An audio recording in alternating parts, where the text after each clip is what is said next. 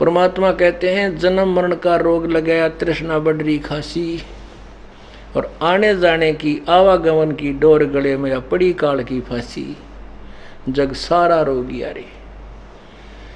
जन्म मृत्यु का रोग सब कह ब्रह्मा विष्णु जी देवी भागवत में स्वयं स्वीकार करते हैं, हमारी तो जन्म और मृत्यु होती है, हमारा आविर्भाव जन्म तिरोभाव मृत्यु होती है, हम अविनाशी नहीं है। और पवित्र गीता जी बता रही है अध्याय नंबर 15 के 16 और 17 श्लोक में, तीन भगवान क्षर पुरुष और अक्षर पुरुष, इन दोनों भगवान नाशवान हैं और इनके लोकों के प्राणी भी नाशवान हैं, लेकिन जीवात्मा सभी की वैसे अमर ही है, चाहे गधा है चाहे कुत्ता है। 15वें अध्याय के 17वें श्लोक में लिखा है कि उत्तम पुरुष है तो अन्य। 16वें श्लोक में वर्णित दोनों भगवान क्षर पुरुष और अक्षर पुरुष से अन्य ही कोई और उत्तम परमात्मा है, जो अध्याय नंबर 8 के मंत्र नंबर 3 में कहा कि वो परम अक्षर ब्रह्म है, और वही वास्तव में परमात्मा कहा जाता है, और वही तीनों लोकों में प्रवेश करके सबका धारण पोषण करता है। वह अविनाशी प्रभु है।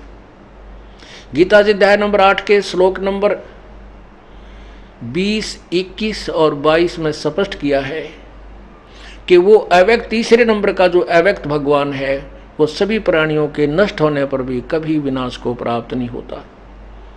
वहां जाने के बाद प्राणी फिर लौटकर संसार में नहीं आते। वो पूर्ण परमात्मा है, सारी सृष्टि का रचनहार है, और उसी की विधि पाने की ये दास बताता है। कहते हैं नामा छिपा ओम तारी, पीछे सोहम भेद विचारी, सार शब्द पाया जब लोई, आवागमन बहुड़ ना होई। नामदेव जी छिपी जाति में थे, छिपा जाति में। पहले वो ओम नाम का जाप जपते थे, परमात्मा आकर उनको मिले, उनको सब फिर तत्वज्ञान से परिचित कराया, तो पीछे उनको सोहम शब्द का भेद पता लगा। क्या बताते हैं कि नामदेव जी पहले ओम की लौलारे थे, नामा छिपा ओम तारी, पीछे सोहम भेद विचारी, जो परमात्मा संत रूप में मिले उनको अचानक। और फिर कहते हैं सार शब्द पाया जद लोई, आवागमन फेर ना होई। कबीर परमात्मा कहते हैं सोहम शब्द हम जग में लाए, सार शब्द हम गुप्त छिपाए। किसी भी सदग्रंथ में इस परमात्मा के वाणी के अतिरिक्त कहीं भी आपको सोहम शब्द नहीं मिलेगा। और परमात्मा की वाणी से, उस तत्वज्ञान से अपरिचित लोगों ने किसी ने वो ज्ञान ओम सोहम नाम चुरा लिया भगवान की वाणी से। वो अधिकारी नहीं उस नाम के देने के, उन ज्ञान ने कोई ना सोहम लेकर कि जाओगे तुम। तो परमात्मा कहते हैं वाणी चोर कठोर है,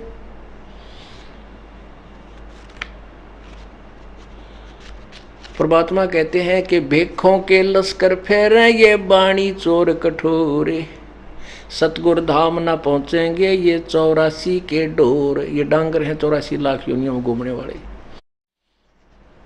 इन भेखों के नारे नारे डिपार्टमेंट बना रखे, हम फलाने पंथ से, हम फलाने पंथ से। पंथ माने भेख। इन पंथों के कहते हैं लश्कर माने टोड़ के टोड़ बने फिरे हैं। भेखों के लश्कर फेरे ये वाणी चोर कठोरे। कठोर यानी माड़ी, कोई कह दे तो लड़न मरने तैयार हो जाए।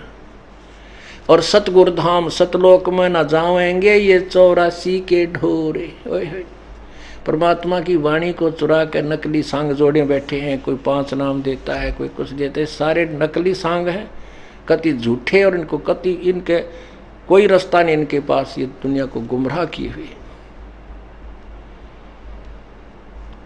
परमात्मा कहते हैं सोहम शब्द हम जग में लाए, सार शब्द हम गुप्त छुपाए। हमने वो सार नाम अभी गुप्त छुपा रखे है।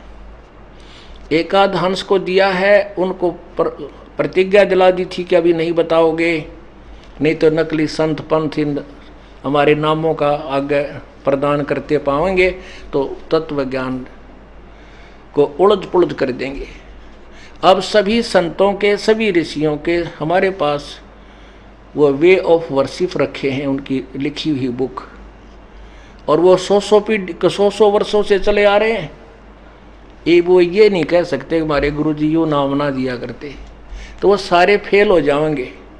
परमात्मा ने धर्मदास जी और अन्य जितने भी संत उनसे परिचित हुए थे, आदरणीय धर्मदास साहिब जी, आदरणीय नानक साहिब जी, आदरणीय दादू साहिब जी, आदरणीय गरीबदास साहिब जी, आदरणीय मनुकदास साहिब जी, आदरणीय गीसा साहिब जी, इन सब से कह दिया था कि इस वास्तविक मंत्र को आप गुप्त रखना, आप अपनी भक्ति करके निकलो।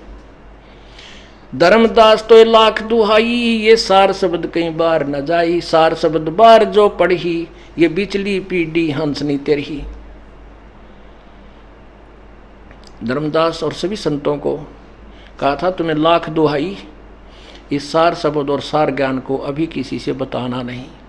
यदि अब बता दोगे, यानी 600 साल पहले हमारी प्राथमिक पीढ़ी थी, वो सारी अनपढ़ थी, केवल एक वर्ग संस्कृत जानता था और उसको कह कह का बेरा नहीं था। तो उस समय परमात्मा आए थे और इसीलिए हम यहाँ रह गए, क्योंकि हम सदग्रंथों से परिचित नहीं थे। परमात्मा यही ज्ञान बताया करते थे, कबीर भगवान जो दास बता रहा उन्हीं का दिया हुआ। उस समय के उन नकली संतों ऋषियों ने उस परमात्मा के ज्ञान को ऊपर नहीं आने दिया, और हमारे जो पूर्वज थे वो अनपढ़ थे, वो ये मानते थे कबीर अशिक्षित है और पंडित जी संस्कृत जानते हैं और सभी सदग्रंथ वेद और गीता पुराण संस्कृत में है। तो कबीर जी का ज्ञान झूठा हो सकता है, ऋषि जो ब्राह्मण बता रहा है ये सही होगा, क्योंकि ये संस्कृत जानता है। और उस संस्कृत के जानने वाले ने क्या है का मुँह पूछड़ का ज्ञान नहीं था। अब वही सदग्रंथ है, वही वेद है, वही पुराण है, और परमात्मा का ज्ञान 600 साल पहले लिखा हुआ है और सबसे मेल खा रहा है। तो हम किसी को भी हमारे गुरु लोग नहीं बता पाए थे ये जो तत्व ज्ञान था, और हमारे सदग्रंथों में लिखा तो वो गुरु नहीं थे। जो टीचर आउट ऑफ सिलेबस पढ़ाता है, जिसने सिलेबस का नहीं बेरा, वो टीचर कितना हो गया, वो गुरु ही नहीं है, वो टीचर ही नहीं है। तो ये हमारे अभी तक जितने ऋषि में ऋषि थे सारे डले डोमे थे और उआ बाई बांडा करते, इधर की उधर सुनी सुनाई दंत कथा लोक वेद को गाते फिरा करते, सदग्रंथों से भी परिचित नहीं थे। तो परमात्मा ने फिर अब जैसे कहा, उस समय तो हम रह गए क्योंकि हमने भगवान की बात पर विश्वास नहीं बना। अब बीचली पीढ़ी आ गई, 1947 से भारत आज़ाद होया, 1951 में दास को भेजा परमात्मा ने। अब वहाँ से अब पिछली पीढ़ी शुरू होगी और शिक्षा एकदम हिंदुस्तान के अंदर जैसे दावानल फैलती है ऐसे फैल गई। और अब ये सब शिक्षित समाज है, बच्चे तो लेकर बूढ़े ताईं, और सदग्रंथ अपने पास है, हम खूब पढ़ेंगे। तो अब हम परमात्मा की वाणी पर विश्वास करेंगे, क्योंकि सदग्रंथ भी वही बता रहे हैं। और जो हमारे गुरु थे वो नकली थे, उन्होंने अपने सदग्रंथों का पता नहीं था। तो इसलिए हम प्रभु की बिचली पीढ़ी वाले पार होंगे। अब हमें पूर्ण विश्वास हो जाएगा कि हम सच्चे मार्ग पर जा रहे हैं, हमें कोई डगमग नहीं कर सकता, चाहे काल भी आ जाओ। इसलिए भगवान ने कहा था, धर्मदास तो लाख दुहाई, ये सार शब्द की तबार ना जाएगी। ये सार ज्ञान और सार शब्द, ये तत्व ज्ञान की तबार पड़ गया तो बिचली पीढ़ी हंसनी तरही, ये बीच वाली पीढ़ी शुरू होगी। और लास्ट की पीढ़ी जो कलयुग का अंत होगा, बहुत खतरनाक लोग हो जाएंगे, सभी मांसाहारी, बुरा हाल, एक दूसरे ने खाएंगे, लूटेंगे, बुरा हो जाएगा। अब बीच में ये कुछ हजार वर्ष तक एकदम बहुत सुंदर समय आएगा। और इस सुंदर समय में इस माया की दौड़ से उल्टे हट कर ये प्राणी परमात्मा के सतलोक में चला जाएगा। बोलो सतगुरुदेव। कर जोरूं विनती करूं, धरूं चरण पर शीश, गुरु राम देवानंद जी महाराज ने दियो नाम बख्शीश। कोटि कोटि सिजदा करूं, कोटि कोटि प्रणाम, चरण कमल में राखियो मैं, बंदी जाम गुलाम। जय इब कै सतगुरु मिले, सब दुख आँखों रोए। चरणों ऊपर शीश धरूं, कहूं जो कहनी होए। कबीर गुरु जी मिलेंगे, पूछेंगे कुशलात। आदि अंत की सब कहूं, अपने दिल की बात। गुरु जी तुम ना भूलियो,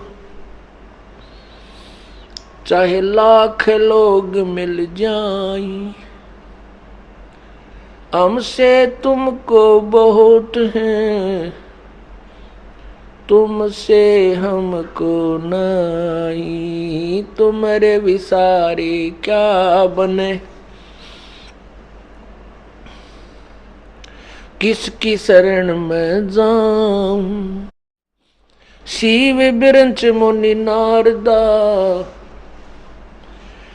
इनके हृदय न समाऊं। अब गुण किए तो बहुत किए, करत न मानी हार। बावे बंदा बख्श दियो, बावे गर्दन उतारे। अब गुण मेरे बाप जी, बख्शो गरीब नवाज। जो मैं पूत कपूत हूँ, बोहर पिता को लाज। मैं अपराधी जन्म का, नक्सक भरे विकारे। तुम दाता दुख भंजना, मेरी करो संभारे। कुत्ता तेरे दरबार का, मोतिया मेरा नाम। गले प्रेम की जेवड़ी, जहाँ खेचो वहाँ जाऊं मैं। तो करो तो बावड़ू, दूर दूर करो तो जाऊं। जो राखो तो ही रहूं, जो देवो सो खाऊं। बंदी छोड़ दयाल जी, तुम तक हमारी दौड़े। जैसे कागज जहाज का, अब सूजत और न ठोरे। राम नाम रटते रहो, राम नाम रटते रहो। जब तक घट में प्राणे, कब हो तो दीन दयाल के भनक पड़ेगी कान। परमपिता परमात्मा, सारी सृष्टि के रचनहार कबीर परमेश्वर जी ने अपनी प्यारी आत्मा महर्षि रामानंद जी को अपना यथार्थ ज्ञान समझाया और अपने सतलोक के दर्शन करवाए। अपने ही उस स्वरूप का पूरा परिचय उनको दिया। उसके बाद वही रामानंद जी, जो पहले श्री विष्णु जी के पुजारी थे, भगवान शिव जी की आराधना करते थे, अन्य पूजाएं भी करते थे और भगवान शिव जी से अतिरिक्त किसी, भगवान विष्णु से अतिरिक्त वो किसी को सुप्रीम पावर नहीं मानते थे। वही फिर कहते हैं,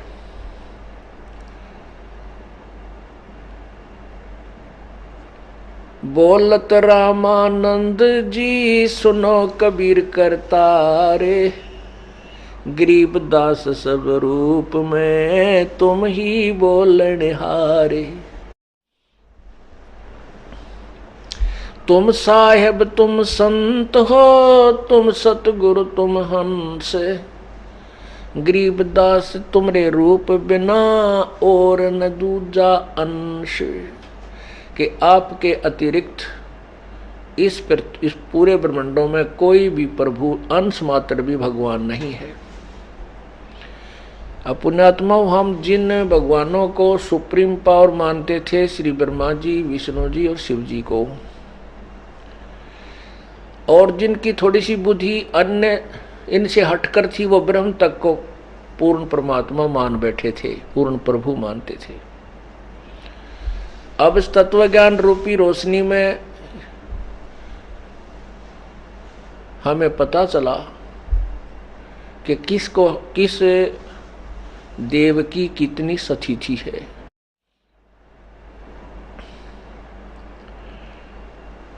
अब क्या हुआ कि तारा मंडल बैठ कर ये चांद बड़ाई खावे, उदय होया जब सूर्य कहा सौ तारों छप जावे। अभी तक जिन ज्ञानों को हम उत्तम मान रहे थे जैसे, और जिन भगवानों को हम समर्थ शक्ति मान रहे थे जैसे, अभी तक ब्रह्म भगवान को ही, इस काल को ही सभी ऋषि महर्षि अंतिम प्रभु मानते थे, और अन्य देवता इसी काल के ऊपर आधारित थे। और ये सभी देवताओं में ऐसे चमक रहा था लोक वेद के आधार पर, जैसे रात्रि में तारों के बीच में चंद्रमा शोभा पा रहा होता है। और जब सूर्य उदय होता है, वो चंद्रमा देखने से भी मुश्किल से दिखाई देता है, और तारे तो दिखाई नहीं देते। 100 तारों छिप जाए, उदय हुआ जब सूर्य का, ये 100 तारों छिप जाए। अब कबीर परमेश्वर अर्थात पूर्ण परमात्मा की महिमा से जब हम परिचित हो गए, उस समय अब हमने इन भगवानों की सतिथि का पता चला, और अन्य जो ज्ञान दूसरे पंथ संत जो भी हमें बता रहे थे, वो ज्ञान भी ऐसे ही छुप गए। वो उनका कोई अस्तित्व नजर ही नहीं आ रहा हमारे को।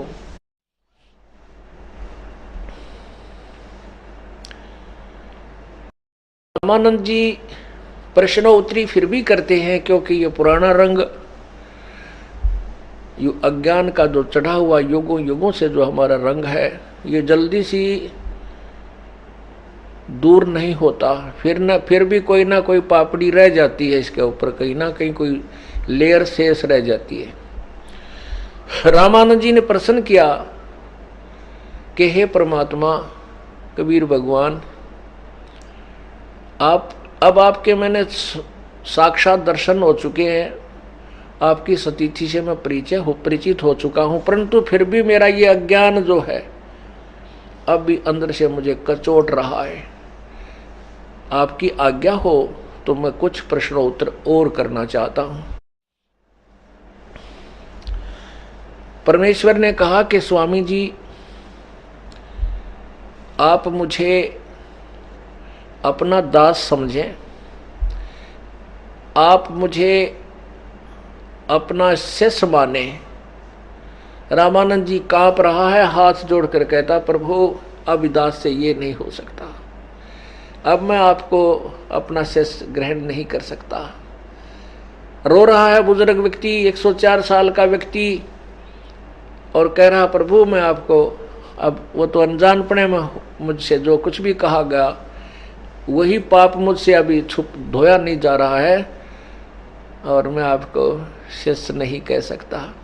तब परमेश्वर ने समझाया, स्वामी जी आप अपने स्थान पर बिल्कुल सही हो, लेकिन एक मर्यादा बनाए रखनी पड़ेगी। हमने आपको, मैंने सृष्टि रचना सुनाई है, इस सृष्टि रचना से आपको ये भी ज्ञान हो गया है कि ये काल जो है ये यहाँ का व्यवस्थक है और ये सबको गुमराह करके रखता है। आज तक जो ज्ञान आपको पता नहीं प्राप्त हुआ, और आपकी हृदय से तमन्ना थी, हृदय से इच्छा थी कि मैं यथार्थ ज्ञान को ग्रहण करके भक्ति करूं, आपने पूरी अपना डिवोट कर रखा जीवन, लेकिन आपको ये सच्चा ज्ञान नहीं इसने दिया, ना देने दिया, और नकली गुरुओं के द्वारा ये भ्रम जाल फैला दिया। परमात्मा ने कहा कि स्वामी जी, आने वाले समय में, क्योंकि हमने बहुत संख्या में अंशों को पार करना है, कलयुग में हमारा और काल का एक वायदा हुआ है। अब ये बैन उठ जाएगा कलयुग में कि सभी जीवों को मैं पार कर सकता हूं, जो हमारे ज्ञान के आधार पर मर्यादा में चलते हुए मेरे परम संत से उपदेश लेकर के भक्ति करेंगे। तो आने वाले समय यदि अब हम गुरु शिष्य का नाता नहीं जोड़ेंगे, आने वाले भविष्य में क्या करेंगे ये नकली गुरु संत काल के प्रेरित? वो कहा करेंगे गुरु की कोई आवश्यकता नहीं है, सीधे भगवान से कनेक्शन करो, बीच में तीसरे को रखो ही मत। और ये भक्ति के नियम के विरुद्ध है।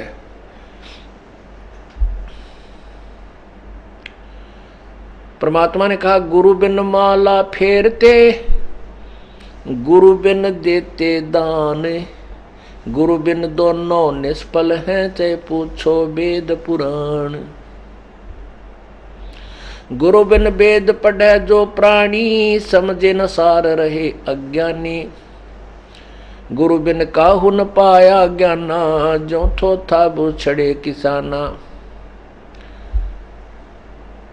गुरु बिन यज्ञ हवन ना करही, निष्फल जावे कबू ना फल ही। कि गुरु जी के बिना कोई भी धार्मिक अनुष्ठान आप नहीं कर सकते, उसका कोई लाभ नहीं होगा। और ये काल के दूत आगे आके भ्रमित कर दिया करेंगे कि कबीर साहब ने कौन सा गुरु बनाया था, उनका वो भी तो निगुरे थे। अभी वर्तमान में आपको सुनाता हूं कि एक राम सुखदास जी थे, उनकी स्टेटमेंट आती थी। वो कहते हैं कि भगवान के साथ वो श्री कृष्ण जी के पुजारी थे। वो कहते थे कि केवल सीधे भगवान से कनेक्शन जोड़ो, गुरु की कोई आवश्यकता नहीं है। ये तो शुरुआत हो चुकी थी, लेकिन परमात्मा ने रामानंद जी से कहा कि आप मेरे गुरु बने रहो इस मर्यादा को बनाए रखने के लिए, लेकिन भक्ति करो ऐसे जैसे ये दास बतावा आपको।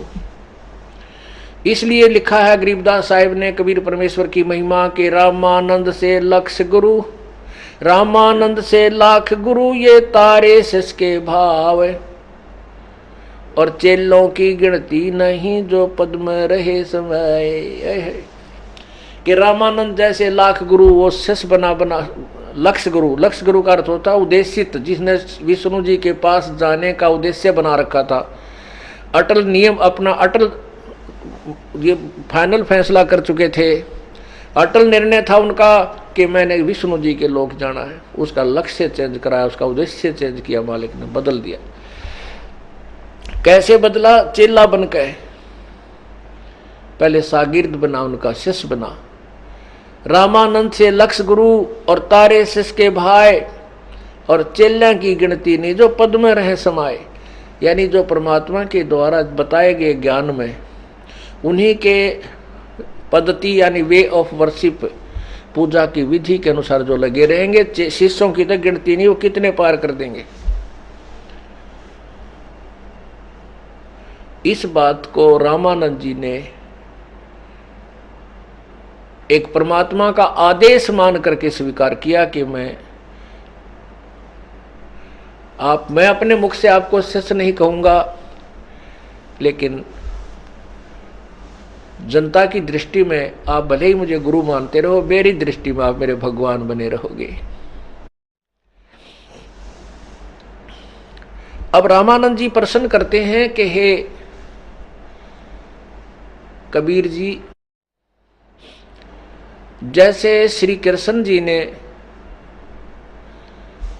गोवर्धन पर्वत को उठा लिया था बगैर शक्ति के, परमात्मा हमने इसी आधार पर इसको भगवान मान लिया था, तो कबीर परमेश्वर ने कहा कि गोवर्धन श्री कृष्ण धारो द्रोणो गिरी हनुमंत, शेष नाग सब सृष्टि उठारा फिर इनमें कौन भगवंत।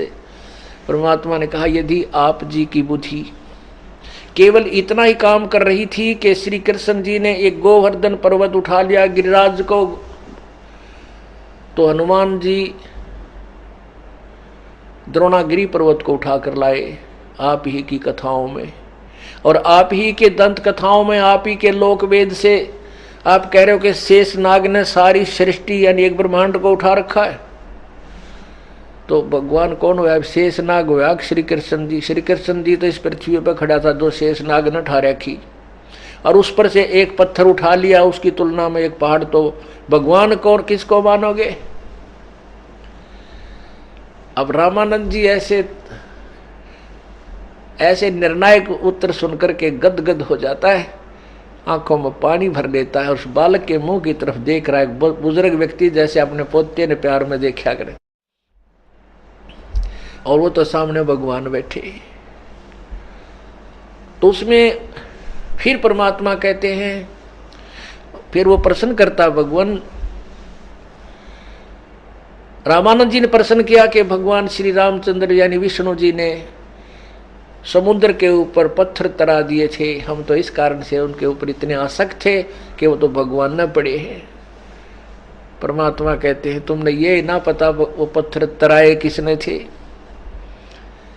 वो पत्थर कैसे तैरे थे। श्री रामचंद्र जी तो 3 दिन तक समुद्र में घुटनों पानी में खड़े होकर के याचना कर रहे थे, लेकिन क्या याचना कर रहे थे कि समुद्र मुझे रास्ता दे दे, और जब रास्ता नहीं दिया था तो उन्होंने अग्निबाण से समुद्र को जलाना फूकना चाहा था। तब समुद्र ने विपर रूप बना करके बाहर आकर के कहा था कि हे भगवान, यदि आप मुझे जला डालोगे तो भी आप वहाँ नहीं पहुँच सकोगे श्रीलंका में, क्योंकि ये सब जल सूख जाएगा और ये एक गड्ढा बन जाएगा बहुत गहरा, और पृथ्वी का सारी स्थिति समाप्त हो जाएगी। ना जाने इसमें कितना संसार प्राणी बसे हुए हैं, ये सब मर जाएंगे, नष्ट हो जाएंगे। आप ऐसा कीजिए सर्प भी मर जाए और लाठी भी ना टूटे। तब समुद्र ने बताया था कि आप ही के सेना में नल और नील नाम के 2 कारीगर भी हैं, वो इंजीनियर हैं, राज हैं, और उनके हाथ में एक उनके गुरुजी के द्वारा दी हुई एक शक्ति है कि उनके हाथ से पत्थर तैर जाते हैं। अब नल नील को बुलाया गया, नल नील ने गफलत कर दी। नल नील ने सोचा कि आज तुम्हारी बहुत महिमा बन जाएगी, क्योंकि उस दिन अंगद भी फेल हो रहा था, हनुमान जी भी फेल, रामचंद्र भी फेल हो रहा, समुद्र के ऊपर पत्थर नहीं तरा रहे थे। जब नल और नील बुलाए गए, नल नील के हाथ से लोहे की वस्तु भी नहीं डूबती थी जल के ऊपर। उसको आशीर्वाद परमात्मा कबीर जी कहते हैं, मैंने उनको वो शक्ति दे रखी थी। त्रेता युग में मैं मुनिंदर नाम से प्रकट हुआ था, जैसे वर्तमान में कबीर नाम से प्रकट हूँ। उस समय इस नल और नील को मैंने ये शक्ति दी थी। ये बहुत अच्छे सेवक थे और ये बहुत श्रद्धालु थे, लेकिन इनके हाथ ये जो वस्त्र आदि धोने, कपड़े धोने नदी पर जाते थे, नहर पर, तो वहाँ दरिया में ये बहुत सी वस्तुएं गुम हो जाती थी। तो मैंने इनको आशीर्वाद दे दिया था, बेटा तुम्हारे हाथ से कोई भी वस्तु जल में नहीं डूबेगी। तो उस आधार से, मेरे उस आशीर्वाद से उनके अंदर ये शक्ति प्रवेश थी। ये मेरे शिष्य थे। और जिस समय रामचंद्र जी ने इनको सेना में से बाहर बुलाया कि नल और नील बाहर आए, उनसे पूछा क्या तुम्हारे हाथ में ऐसी कोई शक्ति है कि तुम्हारे हाथ से पत्थर भी तैर जाएंगे? नल नील ने कहा जी हम अभी तैरा देंगे, अभी रख देंगे। अब अभिमानवश, क्योंकि वो परमात्मा अंतर्यामी है, अंदर की भावना से परिचित है वो नल और नील ने उस दिन भगवान अपने गुरुदेव याद नहीं किए। इतने महान कार्य को करने जा रहे हैं, सारा संसार देखे और उस चर्चा का विषय बनने वाला था, तो वो इस अभिमान में वो डगमग हो गए कि आज ऐसे सबके सामने तुम्हारी बड़ी महिमा होगी, वाह वाह हो जाएगी। इस मान बढ़ाई की भूख ने उनका कति काम बिगाड़ दिया। उन्होंने पत्थर उठाया और बड़े चाव से जैसे पहले फेंक देते थे ऐसे फेंक दिया। फेंकते ही वो पानी में डूब गया। दूसरा डाला, दूसरे ने डाला, वो भी डूब गया। अब एक दूसरे के मुंह की तरफ ताक रहे, आज ये केवनी भाई, आज ये क्या हुआ, हमारे हाथ से पत्थर नहीं तैर रहे। तब समुद्र ने कहा कि नल नील, तुमने बड़ी गलती की है, तुम अपने परमात्मा, अपने गुरुदेव को याद करो। तुमने अपने गुरुदेव को आज याद नहीं किया। तब नल नील ने अपनी गलती महसूस की कि आज तो बहुत भारी गलती बन गई। तब परमात्मा कबीर मुनिंदर कहते हैं कि मुझे उन्होंने हृदय से याद किया। और परमात्मा कबीर जी बता रहे हैं कि मेरे साथ यहाँ के भगवान 21 ब्रह्मांड के मालिक ब्रह्म का ने मेरे से भीख मांगी थी कि मेरा बेटा मेरा अवतार बनकर जाएगा और ऐसे ऐसे घटना उसके साथ घटेगी। समुद्र पे पुल उस कृष्ण विष्णु से नहीं बनेगा, रामचंद्र से नहीं बनेगा। आप दया करिए, मेरे बेटे की मदद करना और समुद्र पे पुल बनवाना प्रभु। मैंने उसको तथास्तु कह रखा था, इसलिए मैंने वहां जाना जरूरी था। अपने उस प्रॉमिस के अनुसार मैं वहां गया। मुझे देख करके नल नील ने कहा, ये आगे मेरे गुरुजी, ये आगे मेरे गुरुजी, ये आगे हमारे गुरुजी। चरणों में गिरे तो रामचंद्र जी ने भी प्रणाम किया। सभी मेरी तरफ देखने लगे। अब रामचंद्र जी को पता था कि जिनके शिष्य में ऐसी शक्ति थी तो गुरु जी में तो बहुत कुछ हो सकता है। रामचंद्र जी ने कहा, हे गुरुदेव, हे ऋषि जी, हमारे ऊपर एक बहुत बड़ी आपत्ति आई है। ऐसी सारी कहानी से परिचित करवाया। परमात्मा बोले, मुझे ज्ञान है, मैं सब परिचित हूं आपसे। तो रामचंद्र जी ने कहा कि हमने समुद्र के ऊपर पुल बनाना है। मेरे दुर्भाग्यवश आज आपके शिष्यों में यह शक्ति नहीं रही जो इनके हाथों में पहले थी। समुद्र पर जो है ना पत्थर तैर जाते थे, आज इनके हाथ से पत्थर भी नहीं तैरे। ये मेरा ही दुर्भाग्य है प्रभु ऋषि जी। परमेश्वर ने कहा कि अब इनके हाथों से पत्थर कभी तैरेंगे भी नहीं, क्योंकि इन्होंने वो विष खा लिया जिसको हम बार बार मना किया करते थे। कहते हैं, राज तजना सहज है, सहज त्रिया का ने, मान बड़ाई ईर्षा, ये दुर्लभ तजना। ये राज भी त्याग सकते हो, अपनी स्त्री को भी त्याग सकते हो, लेकिन मान बड़ाई को जीव नहीं छोड़ सकता। और जब तक ये नहीं हमारे से दूर होगा ये गंध, तब तक हम प्रभु के निकट जाने योग्य नहीं होंगे। इन्होंने वो मान बड़ाई का विष खा लिया, आज इनके हाथ में वो पावर नहीं रही। तब अब यहां परमात्मा क्या बताते, जैसे माता गर्भ को रख यत्न बनाए, ठेस लगे तो छन्न होवे, तेरी ऐसे भक्ति जावे।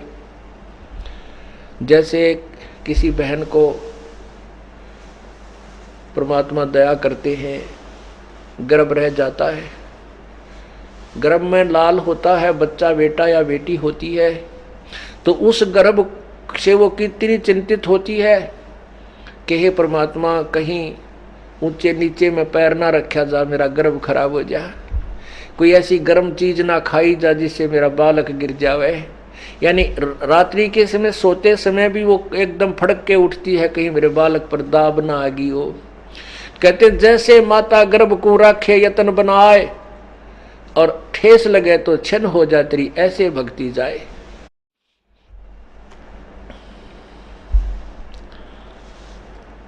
परमात्मा कहते हैं अपनी इस भक्ति रूपी गर्भ को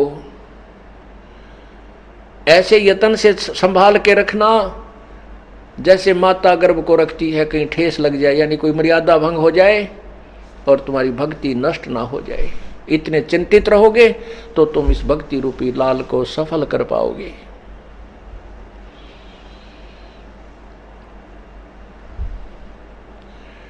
परमात्मा ने कहा कि ये जो सामने पहाड़ है, एक बिल्कुल साथ में एक बहुत बड़ा पहाड़ था, पर्वत था, उसके चारों तरफ परमात्मा ने एक रेखा खींच दी।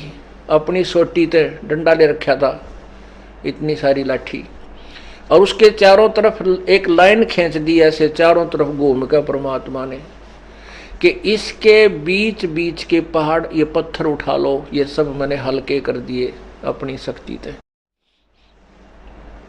वो पर्वत के वो पत्थर उठाए गए, उनको छोल छाल के, ये नल नील फिर कारीगर भी थे, इन्होंने अपने उस कारीगरी से उनको छोल छाल के सेट करके उनमें जचाते एक दूसरे में फंसा के और रखने शुरू किए। वो पत्थर तैर गए और समुद्र पर पुल बना था। रे नल नील यतन कर हार तब सतगुरु से करी पुकार। रे नल नील यतन कर हार तब सतगुरु से करी पुकार। जा रेखा लिखी अपार सिंधु पे सलात रहने वाले। जा सत रेखा लिखी अपार सिंधु पे सलात रहने वाले। धन धन सतगुरु सत कबीर भगत की पीड़ मिटाने वाले। धन धन सतगुरु सत कबीर भक्त की पीड़ मिटाने वाले। भक्त की पीड़ मिटाने वाले, भक्त की पीड़ मिटाने वाले। धन धन सतगुरु सत कबीर भक्त की पीड़ मिटाने वाले। धर्मदास जी ने फिर परमात्मा की महिमा में, धर्मदास जी एक बहुत ही पुण्यात्मा प्रभु के शिष्य हुए। उन्होंने परमात्मा की महिमा से परिचित होने के बाद फिर उनकी महिमा में ये वचन कहे थे कि रहे नल नील यतन कर हार तब सतगुरु से करी पुकार।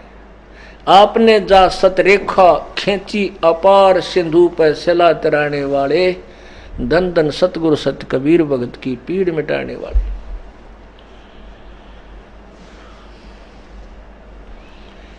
अब रामानंद जी, अब ये तो रामानंद जी के मन में नहीं आ सकता यो भगवान को नहीं, और ऐसा नहीं किया होगा क्योंकि सारे भ्रम मिटा दिए। और तभी ये मन काल, ये मन जो है ये काल का एजेंट है, उसी ने अपना एक छोड़ रखा योग जीव को अपने जाल में फंसाए रखने के लिए। और ये मन परमात्मा से ही हिचके है, कबीर परमात्मा के सामने ही दूर होता है और उसकी वाणी से ये मुरझा जाता है क्योंकि उसकी वाणी में शक्ति भी है और यथार्थता भी है। काल यथार्थता से दूर भागता है, उसके सामने ये बिल्कुल निष्क्रिय हो जाता है। अब रामानंद जी ये तो कह नहीं, समझ में नहीं आ, ये तो मन में प्रश्न ही नहीं उठ सकता कि जो कबीर जी कह रहे हैं वह गलत हो सकती है, क्योंकि पहले उसके सारे वो खरपतवार निकाल दिए थे। ये भी मान चुका था रामानंद जी कि ये भगवान है और सर्वशक्तिमान है, ये जो ये कर सकता वो कोई नहीं कर सकता। तो रामानंद जी स्वीकृति देते हैं, बिल्कुल सही प्रभु, अब ज्ञान समझ में आया हमारे कि ये के रास्ता था। हम कभी तो कहते सुनते थे भाई राम, श्री राम ने पत्थर तिरा दिए, उसका हनुमान ने उस पर राम का नाम लिख दिया, हनुमान ने राम के नाम ते पत्थर तिर गए। कभी कहते थे नल नील में शक्ति थी, उन्हें पत्थर तरा दिए। तो यहाँ गरीबदास जी कहते हैं जगत का पेख ना पेखा, धनी का नाम ना लेखा। अन्य के ऊपर हम आधारित थे, उसने न्यू कर दिया, उसने न्यू कर दिया, जो करने वाला था उसके तक उसका कहीं जिक्र भी नहीं था।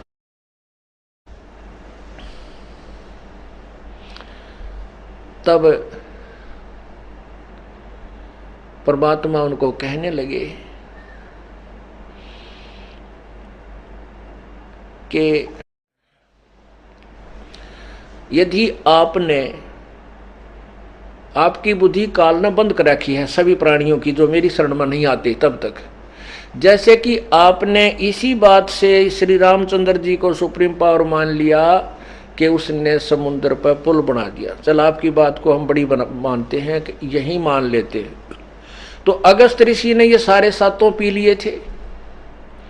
रामचंद्र जी कहते पाइया पानी बिना घट्या, और अगस्त ऋषि ने कहते हैं, उन्हीं की कथाओं में आता है पुराणों में कि अगस्त ऋषि ने ये सातों समुद्रों को एक ही घूंट में पी लिया था। सिद्धि होती है, एक सिद्धि सब सागर पीवे, एक सिद्धि जो बहु जुग जीवे। ये सिद्धियां होती हैं, लेकिन सिद्धियां भगवान के पाने में शत्रु हैं, बाधक हैं, ये विष हैं, हमने इनका प्रयोग नहीं करना चाहिए। और सिद्धियां हमारी भक्ति जो हम कर देंगे परमात्मा की साधना, इससे ये सिद्धियां आप पा जाएंगी। इनकी हमें आवश्यकता नहीं है, हमने इनका प्रयोग भी नहीं करना है। हमने तो केवल अपनी जो भक्ति पार होने के लिए करना। और ये ऋषि लोगों को काल ने कैसी साधना दे दी कि ये ऐसी साधना करते रहे जिससे सिद्धियां प्राप्त होती रही। और सिद्धियों में ऐसे किसी के पास एक सिद्धि होगी, गणे डले डोलिए तो 2 होगी, ज़्यादा कर लिया 3 होगी। तो जिसके पास ज़्यादा सिद्धियां वो यहाँ का अन्य संतों ऋषियों में ज़्यादा प्रसिद्ध हो गया, वो उसकी ज़्यादा प्रशंसक लोग उसके हो गए, और ये फिर सारे सभी काल के जाल में रह गए। तो परमात्मा क्या कहते हैं,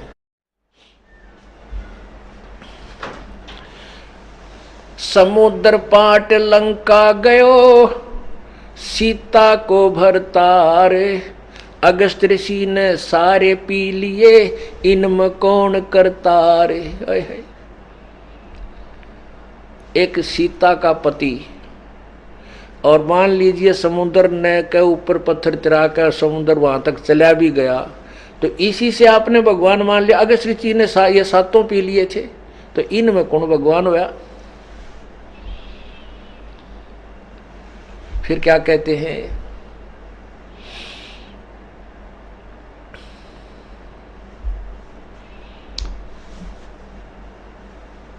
काटे बंधन विपत में, वहां कठिन कियो संग्राम, चिन्हो रे नर प्राणिया, वो गरुड़ बड़ो अकथरो राम। एक कथा आती है, जब लंका के अंदर युद्ध चल रहा था रावण के साथ, तो कहते हैं सभी के ऊपर एक ब्रह्म शस्त्र नाग फांस रूपी एक शस्त्र छोड़ दिए, और उस नाग रूपी शस्त्रों ने सबको बांध दिया, ऐसे नीचे को हाथ, और ऐसे लपेटे लग गए जैसे सर्प। इतने सर्प प्रकट हो गए कि सभी ने, सारी सेना इंक्लूडिंग रामचंद्र और लक्ष्मण, सबको बांध दिया, ऐसे जैसे ईंख की पूड़ी खड़ी हो, ईंख बांध रखा हो ना, कभी देखा हो आपने, ऐसे बांध दिए, हाथ चारों तरफ से जकड़ दिए, वो टस से मस नहीं हो रहे, सारे स्तंभ की तरह वो सटील हो गए, खड़े हो गए। तब कहते हैं गरुड़ को याद किया गया, गरुड़ पक्षी को, और गरुड़ पक्षी ने आकर श्री रामचंद्र जी के बंधन काटे। अब कबीर परमात्मा कहते हैं, काटे बंधन विपत में, वहां कठिन कियो संग्राम, चिन्हो रे नर प्राणिया, वो गरुड़ बड़ो अकथरो राम। अब वो भगवान राम शक्तिशाली है, वो गरुड़ शक्तिशाली हुआ जो राम के भी बंधन काटे उसने। अरे थारा गजब हो यो परमात्मा। इसीलिए तो कह रहे हैं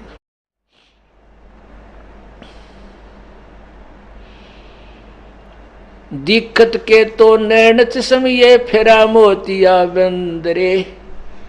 तुम विद्वान तक कहलाओ थे स्वामी जी, पर तुम्हारा मोती सफेद मोतिया था। अन्य को आप बड़े स्वच्छ आंखों वाले लगते थे, यानी विद्वान लगते थे, लेकिन आपको भी अज्ञान रूपी मोतिया बंद था। अब रामानंद जी बड़े खुश भी हो रहे हैं कि सच सच कह रहे हो प्रभु, या तो हमारे बुद्धि में कभी आइए को ना। रामचंद्र जी जब बंधे पड़े थे, वो कति असहाय थे, उसमें गरुड़ ने आकर वो सारे बंधन काटे, वो नाग खाए। जब भगवान निर्बंध हुए तो वही ये समर्थ शक्ति तो कोई ना थे। अब रामानंद जी की तो सारी बात फेटो है, पहले तो सारी बार आवा थी, क्योंकि वो खारा जल भर रखा था उस मटके में। परमात्मा ने पहले वो खारा जल काट दिया, उसका सब भ्रम मिटा करके फिर अपना ज्ञान लगे भरने। अब सारा समा रहा है।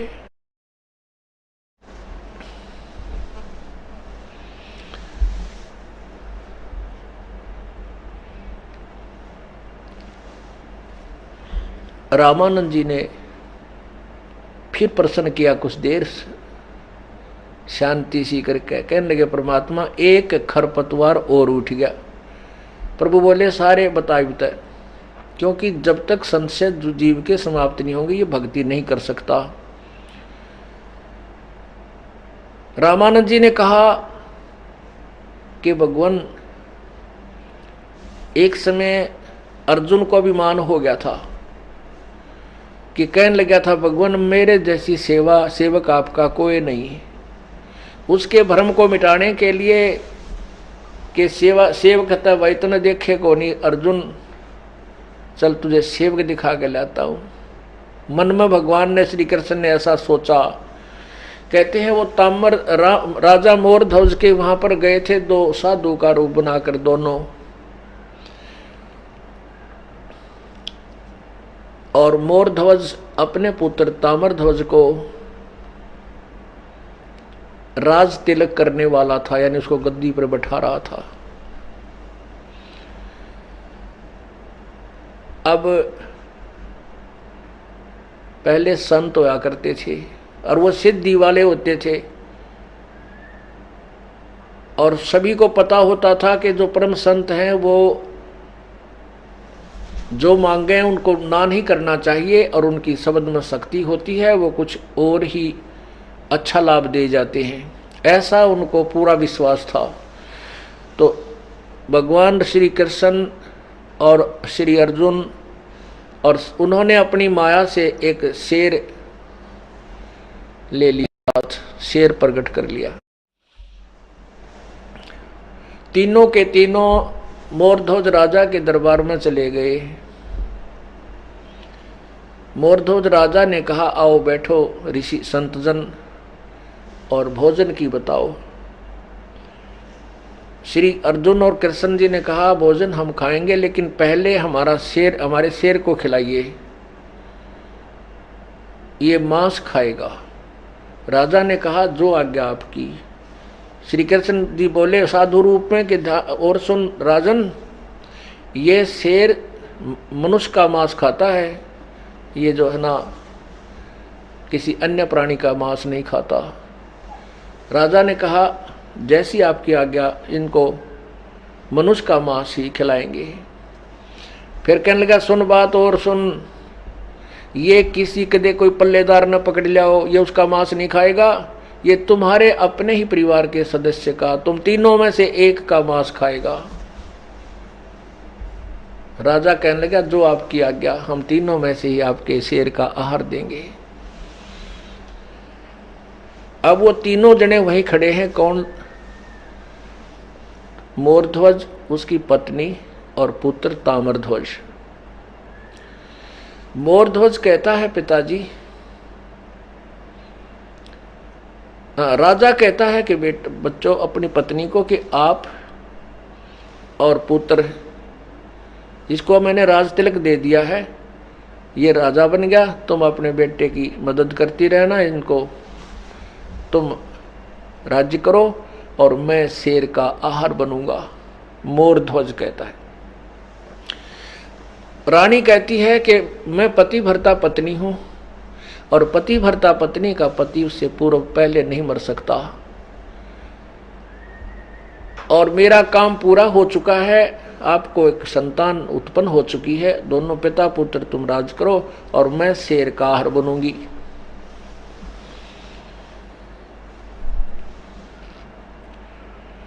जब माता पिता का ऐसा संवाद चल रहा था तो ताम्रध्वज बेटा कहता है कि माता पिता, मैंने आपसे जन्म लिया, अभी तक आपने मुझे पाला ही पाला है, मैंने आपकी कोई सेवा नहीं की, मेरे ऊपर आपका ऋण शेष है, तो मुझे शेर का आहार करो, मैं अपने शरीर को शरीर की तृप्ति, शेर की तृप्ति करूँगा, आप दोनों अपना राज्य करो। तो ऐसे उन तीनों की ये वार्ता, यानी उसने श्री कृष्ण ने साधु रूप में ये कहा था कि एक बात और सुन लो, जो आज शेर के लिए अपना शरीर सौंप देगा, अपना जीवन न्यौछावर कर देगा, वो सीधा स्वर्ग जाएगा। अब पुण्यात्माओं, वो विद्वान पुरुष होते थे, भगवान से डरने वाले, और सबको ये चाह थी कि भाई स्वर्ग मिल जाए, इससे बड़ी क्या बात है।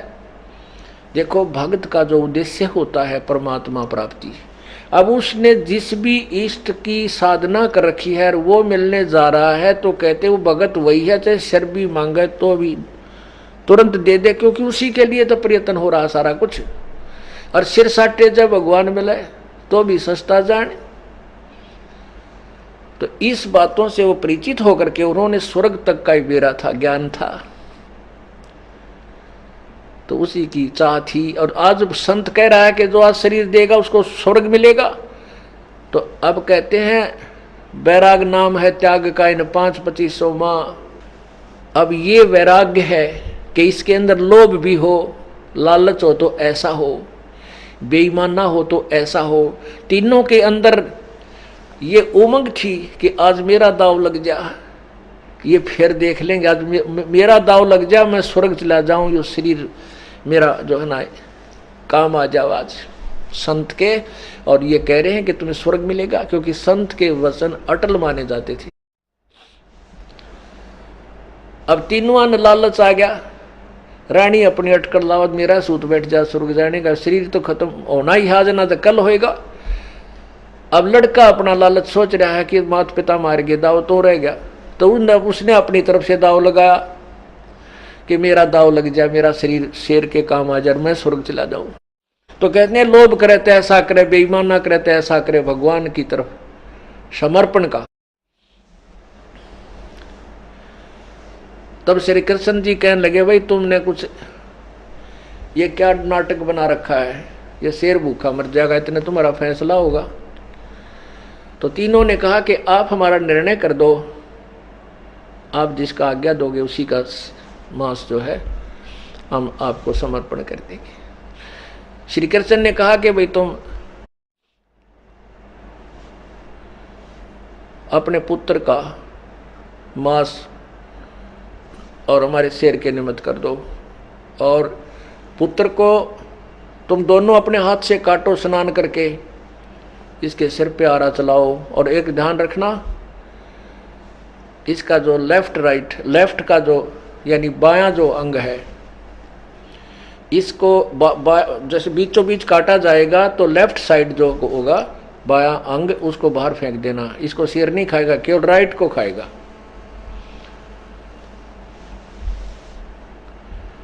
जैसे आप किया गया, इसलिए कहते हैं इसको बीच से काटो। अब राजा और रानी दोनों ने क्रोध उठा लिया, आरा लकड़ी काटने का, लोहे के दांते से का लंबा सा होता है ऐसा, और बेटे को बैठा करके और दोनों आमने सामने होकर चीरना शुरू कर दिया। और राजा ने, उस संत ने कहा था कि यदि आंखों में आंसू आ गए ना कोई से कभी, तो भी मेरा शेर मांस नहीं खाएगा। अब जब उस लड़के को चीर रहे थे तो ताम्रध्वज यानी लड़के की आंखें में आंसू आ गए।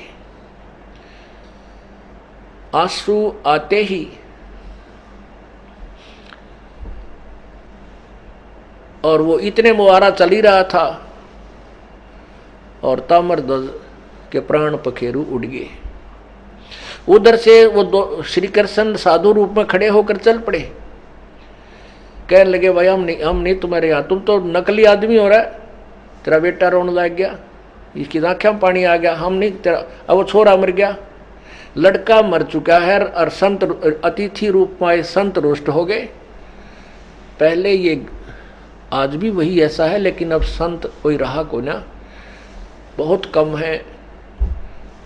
परमात्मा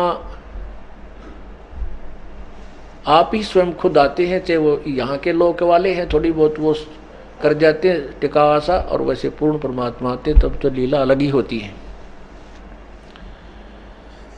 अब अतिथि द्वार से जो बगैर खाए चला जाता उसका बहुत पाप मानते हैं, और वो तो संत रुष्ट हो रहे। अब ज्ञानी थे वो, भगवान से डरने वाले, तो उन्होंने सोचा लड़का भी गया और संत भी रूस गया, ये दो दुख हो गए। दोनों पत्नी और पति, राजा और रानी ने शरण पकड़ दिए भगवान, वो तो बालक था, रो पड़ा होगा, बच्चा था, हम नहीं रोएंगे, आप किसी को काट लो प्रभु, आंखों में आंसू नहीं आएंगे।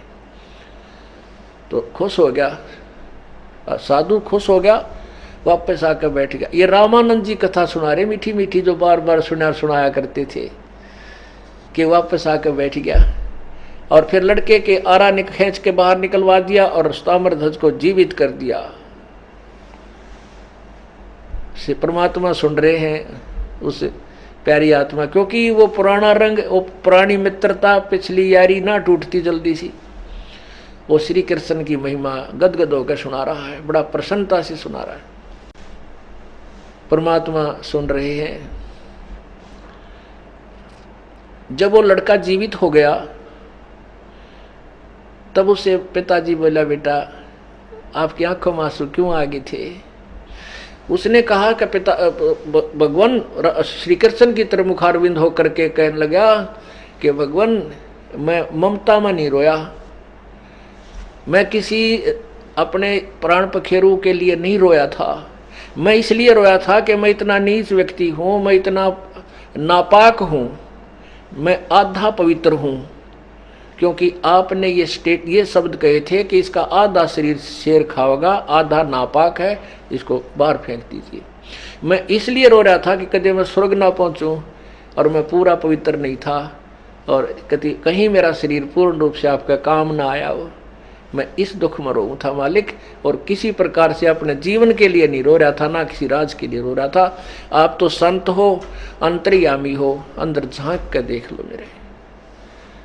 तब कहते हैं श्री कृष्ण जी ने ताम्रध्वज बेटे को सीने से लगा दिया और बोल, मोरध्वज उसके बाप को बोला कि जो बेटा बाप ने काट दे संत के लिए, कहते मांग मोरध्वज, तुझे पूरी पृथ्वी का शासन दे देता हूँ, मांग तुझे मैं स्वर्ग में बहुत लंबे समय तक बैठा देता हूँ,